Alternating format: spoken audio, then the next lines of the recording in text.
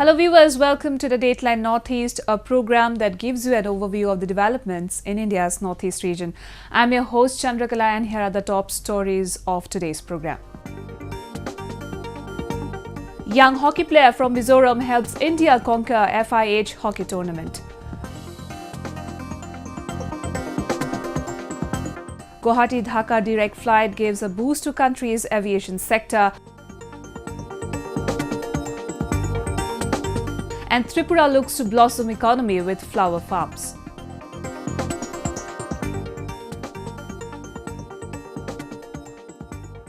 A young hockey player from Mizoram, Lalremsiami, has received worldwide attention for her dedication and honesty towards the game of hockey. Recently, India emerged victorious against Japan in FIH Series Finals hockey tournament in Hiroshima, and Lalremsiami showed utmost dedication to be with her team even after she received the news of her father's death. Let's have a look. When the whole country is cheering for the men's cricket team who are setting out to lead the ICC World Cup, on the other side, Indian women hockey team came out victorious against Japan in the FIH Series Finals hockey tournament held in Hiroshima last week. Lalremsiami from Mizoram was part of the hockey team whose contribution in making Team India win was commendable and worth appreciating. Her dedication and sincerity towards the game caught worldwide attention as she decided to stay on with the team after the death of her father before India's semi-finals. After the huge triumph, Lalremsiami was received by her family and well-wishers at her village in Kolasip district with warmth.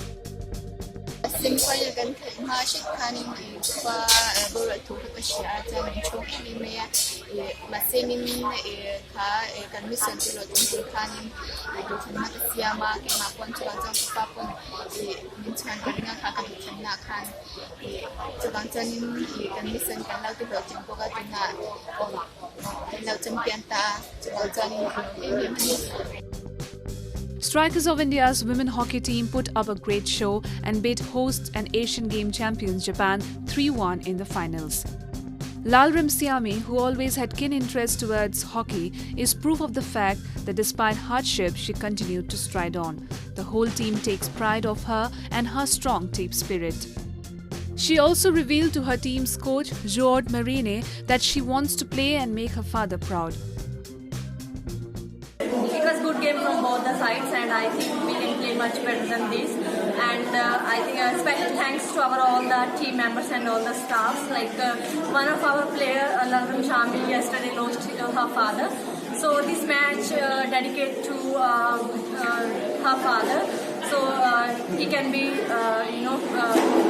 in peace in the heaven. And she did really good, and we are so proud of her. Later, Union Sports Minister Kiren Rijiju took to Twitter to congratulate the team and praised Lalremsiami's dedication for continuing to play in the tournament even after losing her father. Hailing from a family of agriculturists, Lalremsiami was born on 30th March 2000 and is a professional field hockey player who plays as a forward for the Indian team. At the club level, she plays for Sports Authority of India. Lalremsiami was part of the 18-member squad that represented India at the 2018 World Cup. Hockey has a long-standing rich legacy in the history of India and is probably one of the most ancient games played in today's time. Though hockey is an unpopular sport in the Northeast, but success stories like Lalremsiami and her untiring efforts will go a long way in putting Indian hockey on the global sports map. Moving on, connectivity in the Northeast region has always been the topmost priority for the centre. Over the years, the region has seen tremendous growth in terms of road, rail and air connectivity. Recently, in a major thrust to development in air connectivity and as a part of the international UDAN scheme of the centre, budget carrier SpiceJet started the first daily direct flight between Guwahati and Dhaka. The first flight was flagged off from Lokpriya Gopinath Bordoloi International Airport, Guwahati. Let's have a look. In a major push to upgrade connectivity, SpiceJet started the first daily direct flight between Guwahati and Dhaka, which was flagged off from Lokpriya Gopinath Bordoloi International Airport. This came as a major overhaul in the aviation sector of the country, which will not only improve the connectivity in the region, but will also bolster ties between all the capitals of the Association of Southeast Asian Nations and Bangladesh, Bhutan, India, Nepal countries with Guwahati. This flight from Guwahati to Dhaka, of course, is an important milestone in the aviation map of the country. This is the first flight under the ICAS scheme, which is an extension of the pioneering UDAN scheme. And this flight is departing at 11:55 p.m. today. We will collaborate with the state government and we'll see how soon we can start other flights from Guwahati to under the ICAS scheme to other neighborhood countries of Assam. The UDAN scheme of the central government under the supervision of Airports Authority of India has been instrumental in bringing key changes in the aviation sector of the country with the introduction of new flights and services every year. The first flight SG-78 was flagged off at Lokpriya Gopinath Bordoloi International Airport and will depart Guwahati at 11:55 hours, while it will leave from Dhaka at 14:10 hours every day. Earlier it was a great harassment because passengers had to change routes for several times. Now it is just a 40 to 50 minutes flight and they will come to Assam and enjoy the city, and tourists can come very easily because Assam and Meghalaya is a very beautiful place in the entire Asia if we consider. And the biggest beneficiary groups will be the doctors and the educationists. The doctors can very quickly go to Bangladesh, see the patients and come back to Assam. Patients can also come to here to the good hospitals of Assam. And another thing is the traders. Traders will be very much benefited. With the launch of this new service, SpiceJet now operates 2 flights under IACS, besides running 43 flights connecting 24 cities under UDAN scheme. The low-cost airline currently operates a fleet of 76 Boeing 737 aircraft, 31 Bombardier Q400 planes, and 2 B737 freighters across India. It is worth noting that International UDAN is an extension of the domestic UDAN scheme that was rolled out in the year 2017. Under this scheme, the central government plans to connect India's smaller cities directly to some key foreign destinations in the neighborhood. With such direct air connectivity, it is hoped would promote the development of the city and the state by wooing tourists and business people to travel via smaller towns instead of flying through the metros. Well, viewers, Tripura is gradually emerging as a potential floriculture hub as the state is endowed with rich fertile soil and favourable climate. To further boost floriculture in the state and improve the rural economy, the state government, under the mission for integrated development of horticulture of the centre, is providing all possible help to the farmers for setting up flower farms and greenhouses for better production of varieties of flowers. This is not only giving good returns to farmers, but also providing employment opportunities to the people of the state. Here's a report. Tripura, known worldwide for the production of pineapple and rubber, is now making a mark in the floriculture sector. Blessed with favourable climatic condition, fertile soil and rich natural resources, the state has enough business scope of floriculture. Realizing the scope in this sector, the state government, under the mission for integrated development of horticulture, is providing all possible help to the farmers for setting up a greenhouse and small integrated flower farms and providing other raw materials for better production of varieties of flowers. Because these don't require very intensive skill, and these don't require raw materials from outside. Tripura is a mineral-free state, so our raw materials have to be transported. When something is manufactured here, and sent back to the mainland for marketing. For floriculture, you don't require that. And for pisciculture also, you don't require very intensive raw materials or a huge factory to be built. So this is one of the areas that we would like to put thrust on. Farmers are adapting latest techniques that have been made available to them by the state government under the central scheme. This in a way boosting the rural economy and has inspired farmers to switch over to floriculture from agriculture. Moreover, the horticulture wing of the State Agriculture Department is not only providing farmers with free technical training in various forms of flower cultivation, but also seedling greenhouse, fertilizers and other necessary materials. Farmers express that they're happy as their income has improved and say they see tremendous scope in floriculture.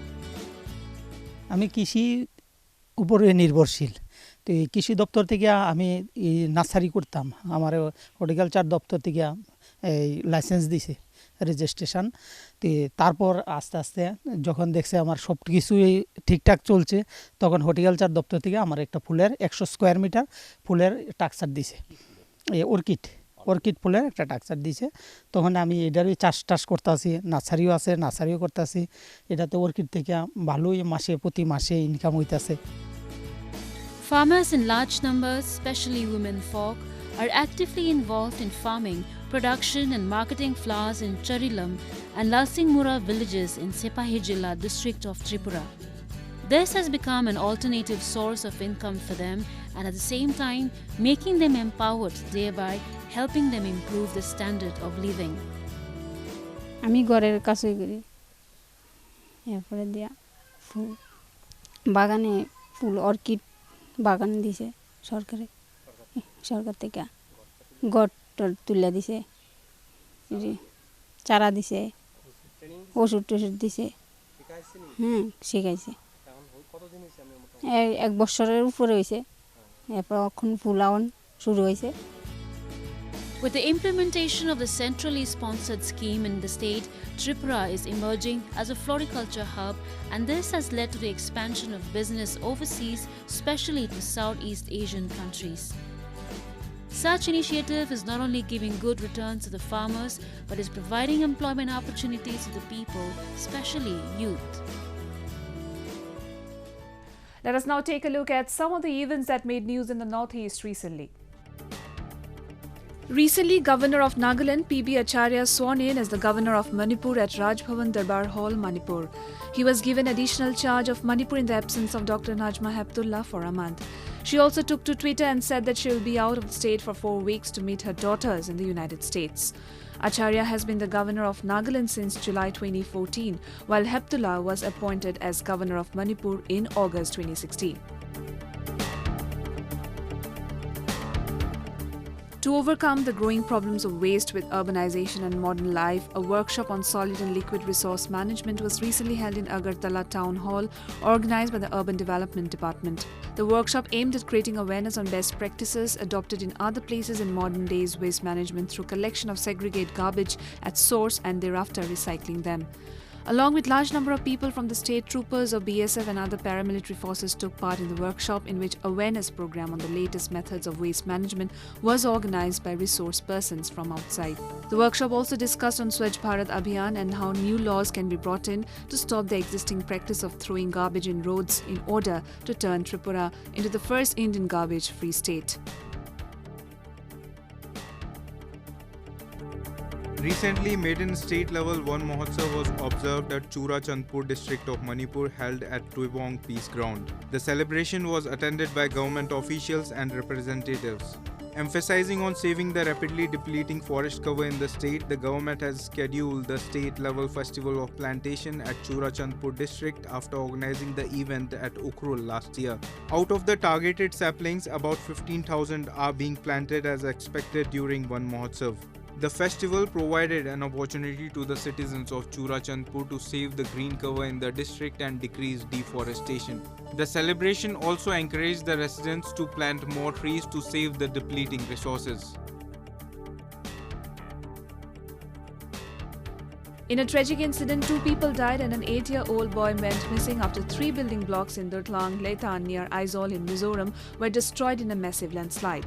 According to reports, the massive landslide was triggered by heavy rainfall in Durtlang Letan, which is located about 5 km from Aizawl city centre. Emergency rescue operations were conducted by disaster management and rehabilitation team to trace the missing boy. The complex consists of 20 buildings and a community hall with a basic service to urban poor housing complex, which was home to many below poverty line families. Recently, the 4th CII Pineapple Festival was held at Pragyan Bhavan of Agartala, aiming at using the latest technology for value addition of pineapple produced in the state of Tripura, and thus increasing the scope of export of the fruit so that farmers can get better return. The festival also emphasized on branding the queen variety of pineapples, which are considered as one of the finest in taste and sweetness. Discussions were held to encourage the pineapple farmers who from various parts of the state took part in the festival and to make them aware of the queen pineapple of the state, which has already got the GI certification and has reached the global market. Every year with the onset of monsoon, Assam reels under flash floods, and this year also the scenario has not changed as most part of the state are under heavy flood. Water level is also increasing at an alarming rate, mostly in both lower and upper Assam districts. Many villages of the state are now submerged underwater. Brahmaputra river in Guwahati city is flowing above danger level. An official of Central Water Commission informed that although water level is increasing in upper Assam, there is no need to worry as it has not reached the danger level and that no warning has been received yet. Northeastern states are known for their achievements in sports. To develop and nurture the latest skills in aerobic gymnastics, a parent association in Manipur has been organizing various training and state-level championships in Manipur. A report. The northeastern states are known for their achievements in sports. The youths of the region are heavily inclined towards various sports like football, tennis, weightlifting, boxing and gymnastics. 25-year-old gymnast from Tripura, Deepa Karmakar, brought laurels to the nation and won many hearts when she clinched gold in the vault event of FIG Artistic Gymnastics World Challenge Cup in Turkey last year. Similarly, many young children in Manipur have opted gymnastics as their sports discipline. To improve their skills and prepare for various national and international events, Gymnastic Parents Association has been organizing various state-level tournaments. These young gymnasts have been getting regular training inside Kuman Lampak Indoor Stadium. Competition competition is higher level director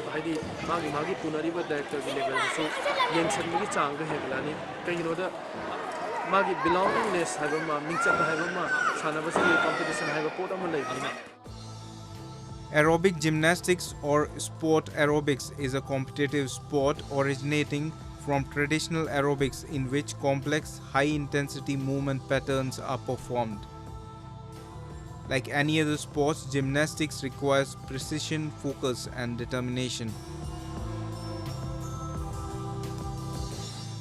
Angangsingse akoina motivate tawdagi sanaba masing angang lakpum masing yamna hengalae hengalapoi matungina angang khara no angang afaba mayam thole hujik akoida sub junior level bukti angang afaba maram yam thole haida adagi aerobic sanabada medal bung mayam yaure international sanaba mayam yaure ado lakadoriba tungjidazu si hogole banga mayam he na afaba tholaga yam full fledged oiba. It is worth mentioning that for the first time in Manipur, Gymnastic Parents Association organized a 2-day-long state-level gymnastics championship in Kuman Lampak Stadium in 2018.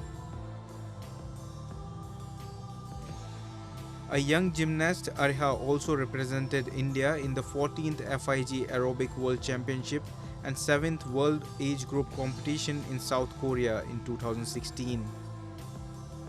Gymnastics ke aerobic gymnastics is Olympic maktadi yaudri late ado yaurkani have chance on day yaur tardi ai Olympic sana pami yaudna sana ba ama pami ado haji ki oya di yaudrina world championship gumba medal gumba lawa aduma pa. She has also clinched one gold medal at the 15th National Aerobic Gymnastics National Championship in 2019 in Nagpur. Even though there is a lack of proper infrastructure, facilities and coaches in the region, the effort and coordination from the Parents Association has given these children an opportunity to hone their skills and become better gymnasts. Drug trafficking and drug abuse is one of the biggest social menaces in today's world. In India's northeast region, many people are suffering due to drug addiction. However, several initiatives have been taken to raise awareness among the masses against drug abuse and illegal drug trade in the region. We have a special report. Bordering Myanmar, Manipur state is highly affected with implicit drug trafficking. Many people, especially youth, are addicted to drugs, which causes a serious health issue. Ipa Ubungo Drug De-Addiction and Rehabilitation Center is one among many centers where addicts get counseling, yoga meditation, occupational therapy and narcotic anonymous session to improve their lifestyle. Mainly focus on the self-realization, mainly focus on, and our ethics and our target is mainly we need to survive is a similarity.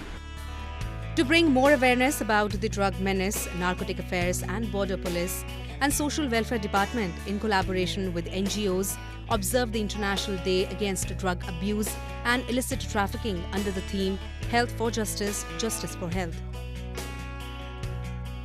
Definitely very useful, but we feel that the capacity we have is not enough. We have so far government approved de-addiction centers numbering 21 only, including one for children. So these 21 de-addiction center is not enough to cater to the needs of the whole state. So there are some private de-addiction centers also. Manipur, being a border state, has a role to play in drug trafficking, where many drugs were trafficked from Myanmar to India through Manipur. According to reports in a study conducted by the Ministry of Social Justice and Empowerment on the harmful use and dependence of Indians on substance abuse, in terms of percentage of population affected, the top states in the country are those in the northeast. They include Mizoram, Nagaland, Arunachal Pradesh, Sikkim, Manipur and some parts of Assam. We are performing our best. Even police, including NAV, NCB, we are doing our best.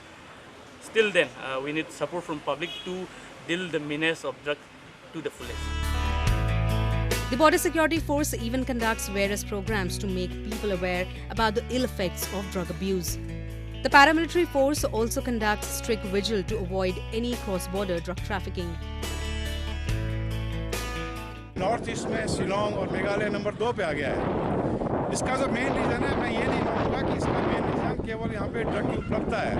इसमें हमारे parents, teachers और हम बड़े लोग जो समाज के जो लोग हैं, हमारी एक अहम भूमिका है जिसको हम नहीं निभा रहे हैं। आजकल परिवार बच्चों पे उस तरह से नज़र नहीं रख पा रहे हैं जो कि रखनी चाहिए। Drug abuse is a global menace which has severely affected lives of millions of youth. In Northeast, spreading awareness and stringent actions to curb the illegal trafficking will help to fight against the menace. With that, we have come to the end of this episode of Roving Report. Do connect with us through our Facebook page and follow us on Twitter at AnyIndia_ANI. You can also subscribe to our YouTube channel to get latest news updates from the Northeast. I'm your host Chandrakala signing off. Goodbye and take care.